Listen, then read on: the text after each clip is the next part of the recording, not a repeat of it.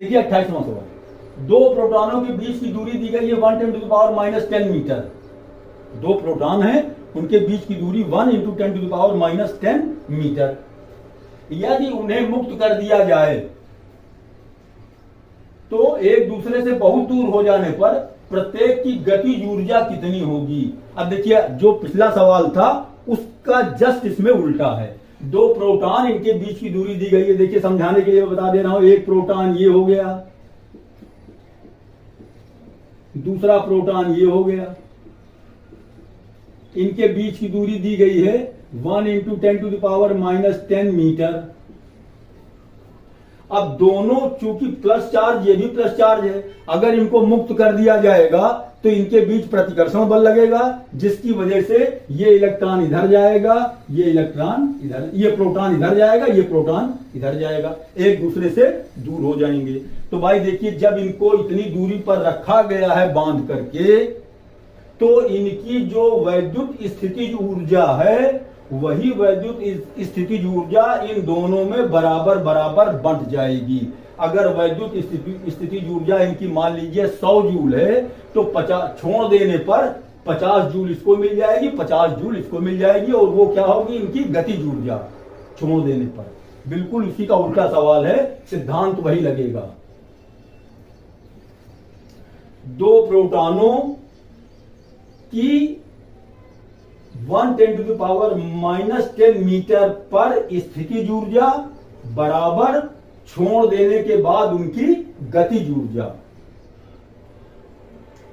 अब ये सवाल मैं हल कर दे रहा हूं, आप इसको खुद लगाइएगा, सलूशन बाद में मैं हिंट कर दे रहा हूं।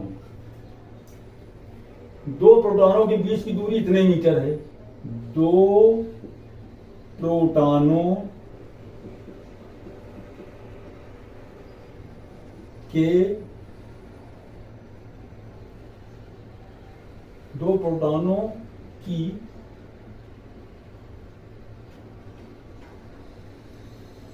बीच की दूरी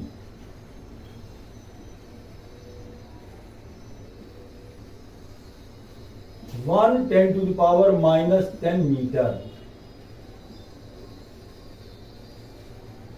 देखिए, दूरी दी गई है, तो उनकी वैद्युत स्थितिज ऊर्जा क्या होगी। वैद्युत स्थितिज ऊर्जा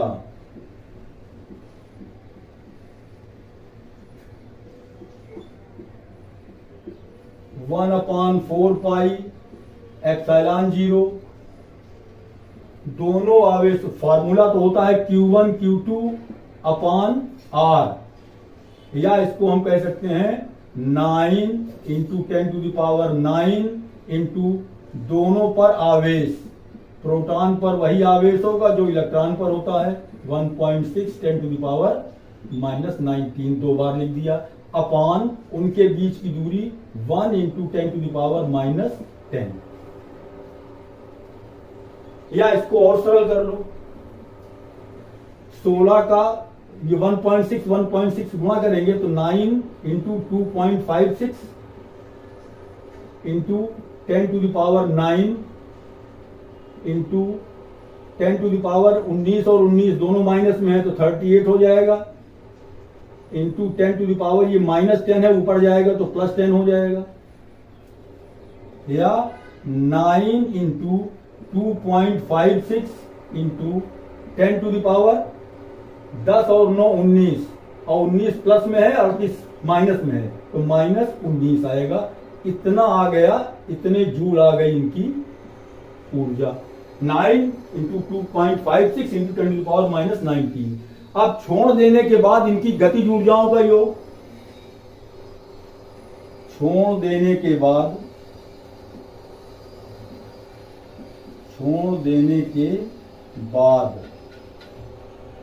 दोनों प्रोटॉनों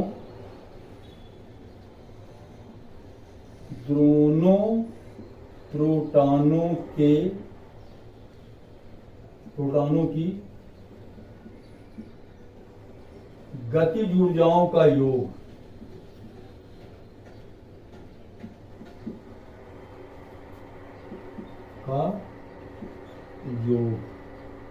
बराबर half mv square plus half mv square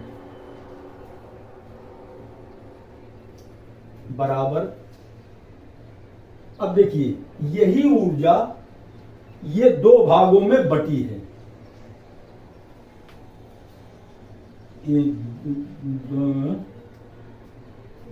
प्रश्नानुसार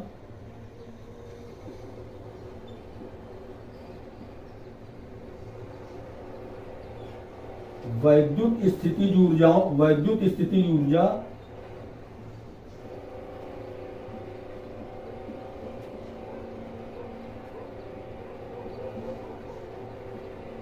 बराबर half mv square plus half mv square, ये कितनी आई देखिए 9 into 2.56 into 10 to the power minus 19 is equal to half mv square. ये कितना हो जाएगा 2 इंटू हाफ mv स्क्वायर। इसको हाफ mv स्क्वायर मतलब क्या हुआ 2 गुणा हाफ mv स्क्वायर, इस 2 को इस तरफ ले आओ ट्रांसफर करके 2 बटे में आ जाएगा 9 into 2.56 into 10 to the power minus 19 upon 2 is equal to half mv square. ये गतिज ऊर्जा आ जाएगी। इसको सरल कर लो, 2 से काट दो इसको, 1 2 दूनी 4 1 2 8 16।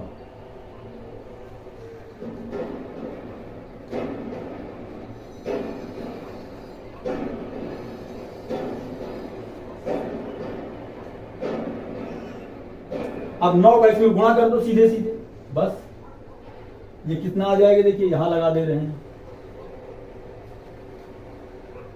9 8 72 के 2 7 9 दूनी 18 7 25 25 के 5 2 9 1 9 2 11 2 अंक पे दशमलव है into 10 to the power minus 19, या इसको लिख सकते हैं 1.152 into 10 to the power minus 18 joule. ये किसका मान आया, ये आया है मान हाफ mv स्क्वायर का। इतना मान ये आया है एक प्रोटॉन की गतिज ऊर्जा बराबर 1.115। अगर 2 को हम छोड़ दें तो 1.15 10 to the power minus 18 joule. एक इलेक्ट्रॉन एक प्रोटॉन कितनी होगी, दूसरे की भी दूसरे प्रोटॉन। देखिए ये जो वैद्युत स्थितिज ऊर्जा थी ये आधी एक प्रोटॉन को मिल जाएगी और आधी दूसरे वाले को मिल जाएगी। तो हमने इसका क्या किया देखिए, कैलकुलेट करके जो निकाला वो हाफ mv स्क्वायर आया, और हाफ mv स्क्वायर क्या है एक प्रोटॉन की। तो ये जो हाफ mv स्क्वायर का मान आया 1.15 10 to the power minus 18 joule, ये एक प्रोटॉन की गतिज ऊर्जा होगी, और इतनी ही दूसरे प्रोटॉन की भी होगी। दूसरे प्रोटॉन की भी गतिज ऊर्जा बराबर 1.15 10 to the power minus 18 joule. दोनों की बराबर बराबर होगी और इतनी होगी। ये आपका 28वां सवाल था। इसका एक पार्ट और है, थोड़ा इरेज करके उसको बता दें कि एक प्रोटॉन को अगर स्थिर कर दिया जाएगा, यहां पर क्या था कि ये 2 प्रोटॉन थे और दोनों proton 110 to the power minus 10 metre की दूरी पर रखे हुए थे। उनको मुक्त कर दिया गया, तो मुक्त करने पर क्या होगा, दोनों प्रोटॉन धनात्मक आवेश हैं, उनके बीच प्रतिकर्षण बल लगेगा, जिससे वो दोनों एक दूसरे के विपरीत और दूर जाएंगे। तो उनकी जो वैद्युत स्थितिज ऊर्जा थी वो दोनों को बराबर बराबर गतिज ऊर्जा के रूप में मिल गई। सेकंड पार्ट में उसने ये कहा है कि एक प्रोटॉन को स्थिर कर दिया जाए, दूसरे को छोड़ा जाए, तब उसकी गतिज ऊर्जा क्या होगी, तो यही जो वैद्युत स्थितिज ऊर्जा है ये पूरी की पूरी दूसरे प्रोटॉन को मिल जाएगी और दूसरे प्रोटॉन की गतिज ऊर्जा उतनी रहेगी जितनी उनकी वैद्युत स्थितिज ऊर्जा थी।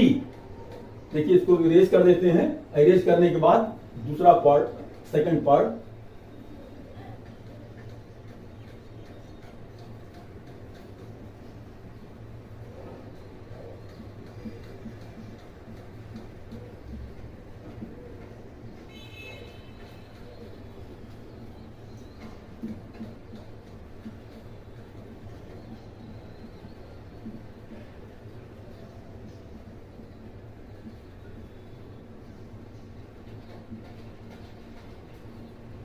एक प्रोटॉन को स्थिर कर देने पर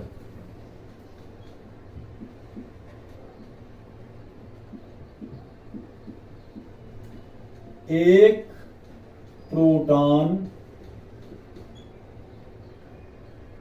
को स्थिर रखने पर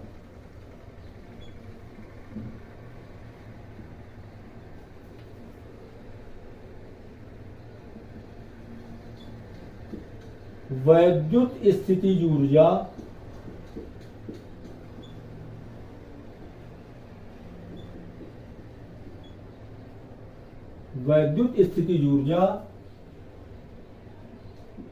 दूसरे प्रोटॉन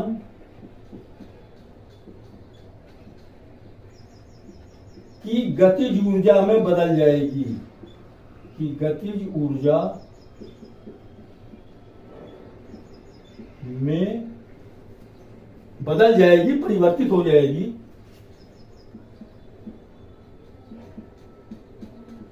परिवर्तित हो जाएगी।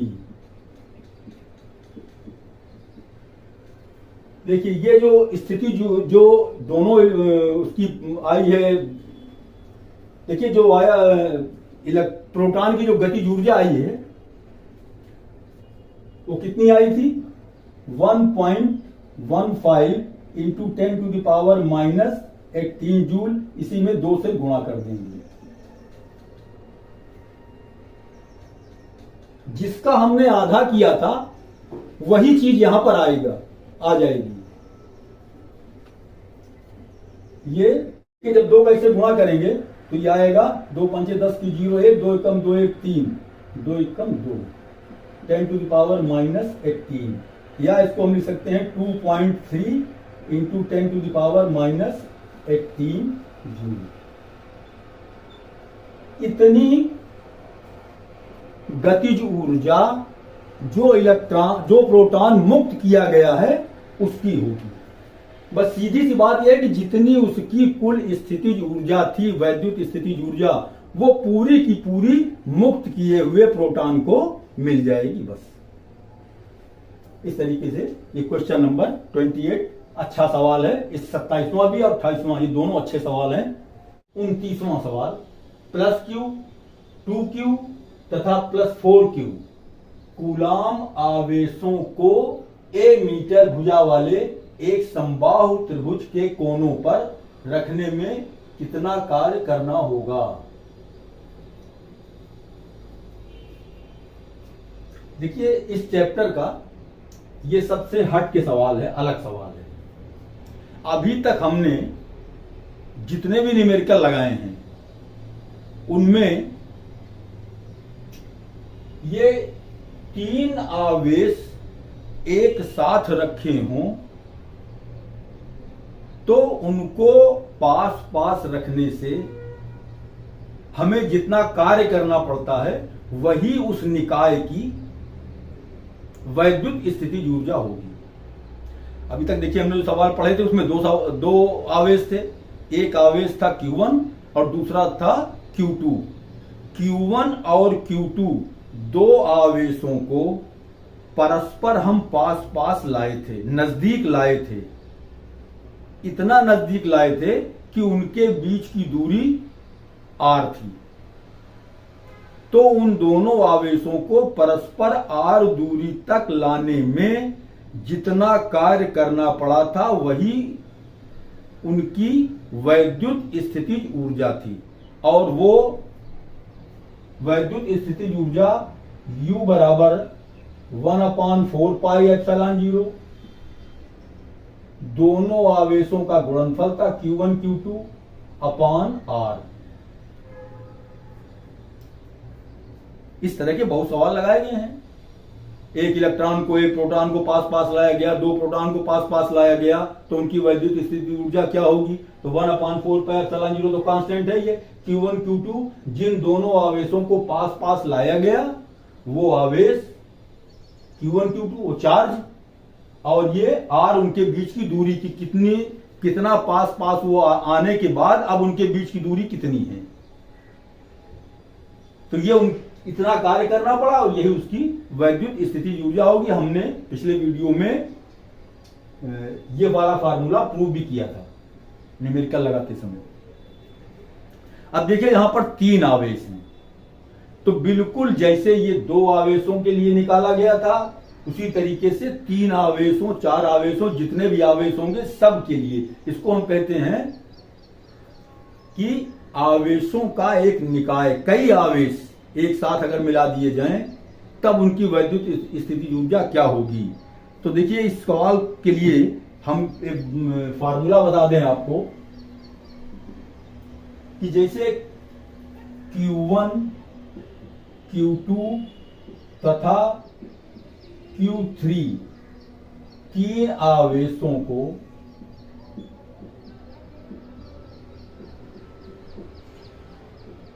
पास पास रखने पर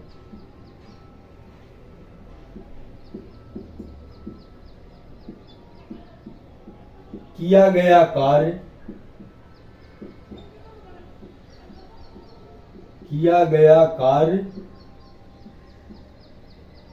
उनकी वैद्युत स्थिति ऊर्जा होगी।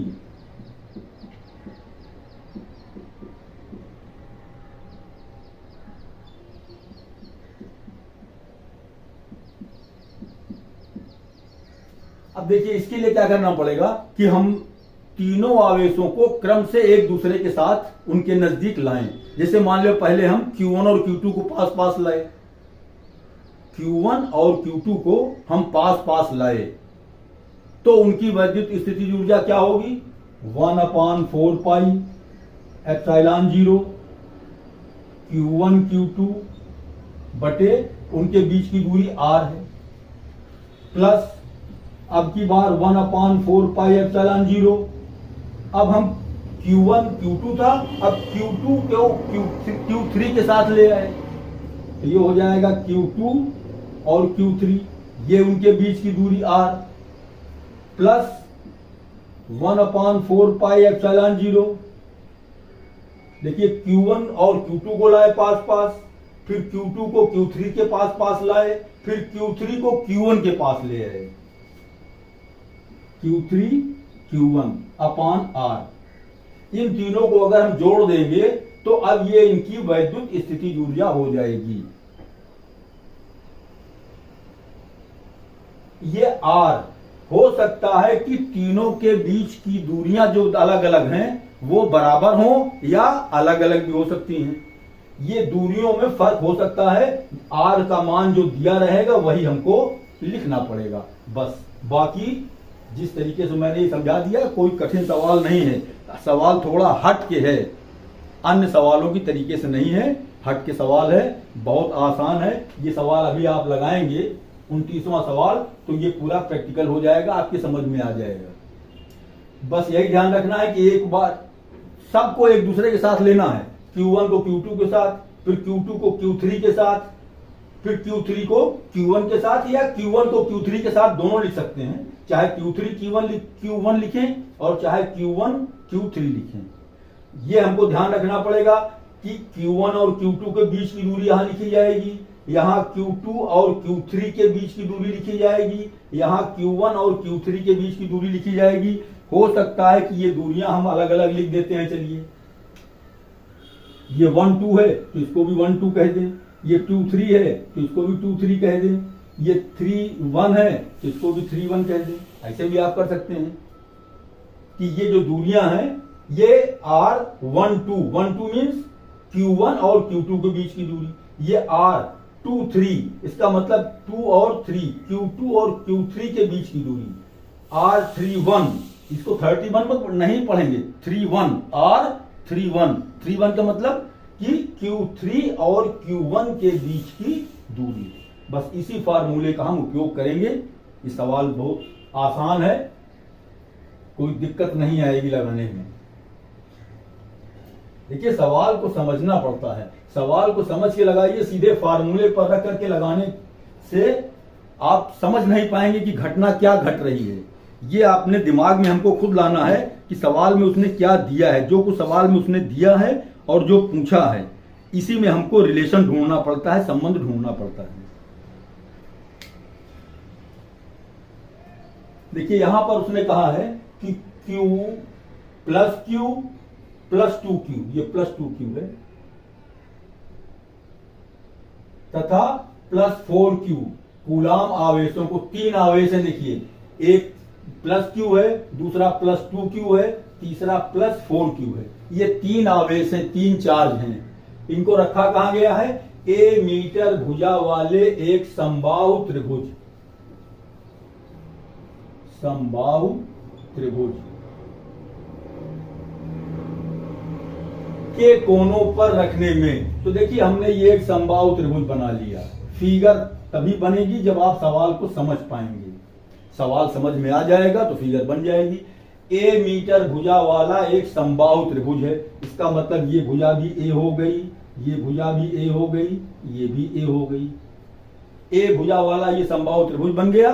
आवेश इसके कोनों पर रखे हुए हैं, एक है प्लस Q, चलिए ये हमने ले लिया प्लस Q, एक है प्लस 2Q और ये है प्लस 4Q। ये 3 चार्ज हो गए हमारे। देखो ये Q1 हो गया, ये Q2 हो गया, ये Q3 हो गया। यही हम लिख देते हैं Q1 बराबर प्लस Q, Q2 बराबर प्लस 2Q, Q3 बराबर plus 4Q। Q1, Q2, Q3 ये 3 आवेश इस समबाहु त्रिभुज जिसकी भुजा A मीटर है, इसके कोनों पर रखे हुए हैं। तो इनकी वैद्युत स्थितिज ऊर्जा क्या होगी? सॉल्यूशन।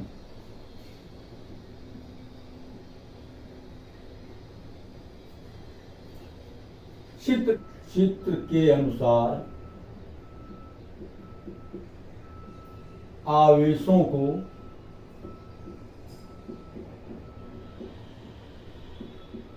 रखने में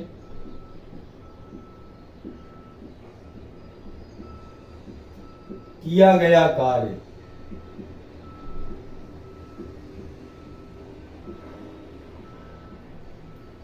अब देखिए, जो मैंने अभी कहा था कि ये इनकी इस निकाय की, तो ये तीनों आवेश जो रखे हुए हैं, सवाल में इसको यह भी कह सकता था कि इस तरीके से इनको रखा गया तो इस निकाय की वैद्युत स्थितिज ऊर्जा क्या होगी।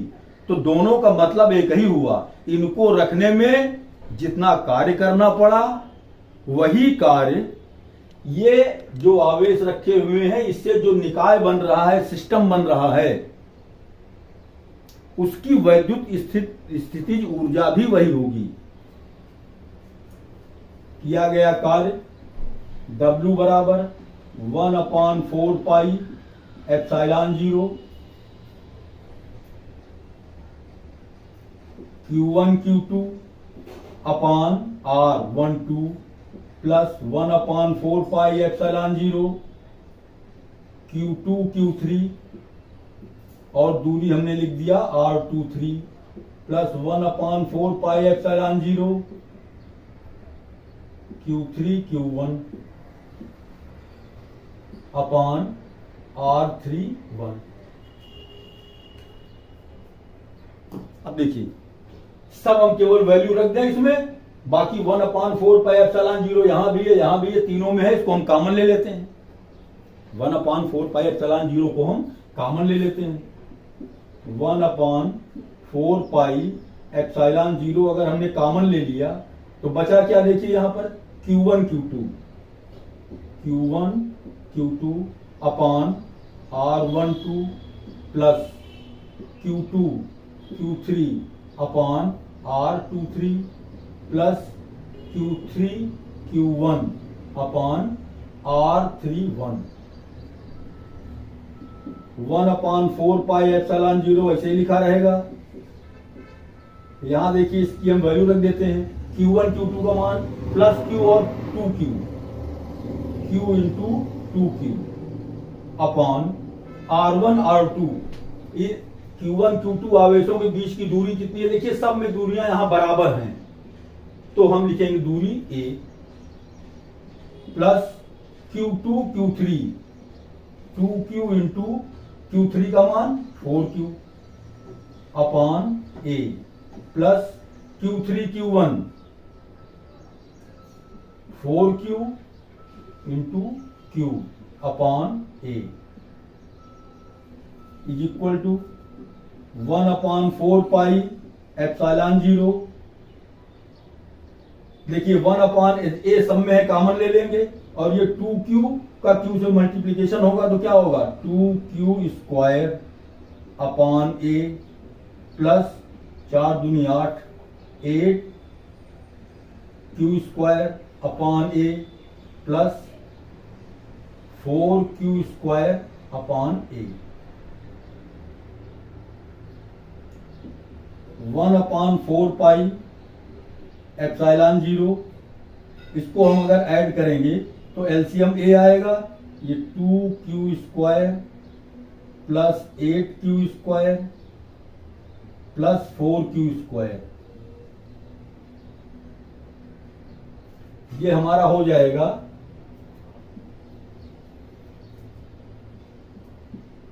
1/4 pi epsilon 0। 8 2 10 4 14 14Q square upon A। यही आ गया आपका आंसर। ये कार्य करने में इतना कार्य करना पड़ेगा, इतने जूल आंसर आएगा। 1/4 पाई एप्सिलॉन 0। देखिए Q1 Q2 Q का मान तो दिया नहीं गया है, Q के फॉर्म में लिखा हुआ है, तो इसीलिए हमने 1/4 पाई एप्सिलॉन 0 का मान भी नहीं रखा। अगर Q का मान दिया गया होता तो 1/4 पाई एप्सिलॉन 0 का मान 9 × 10⁹ लिख देते। बस यही आपका आंसर हो गया। बहुत आसान सवाल है।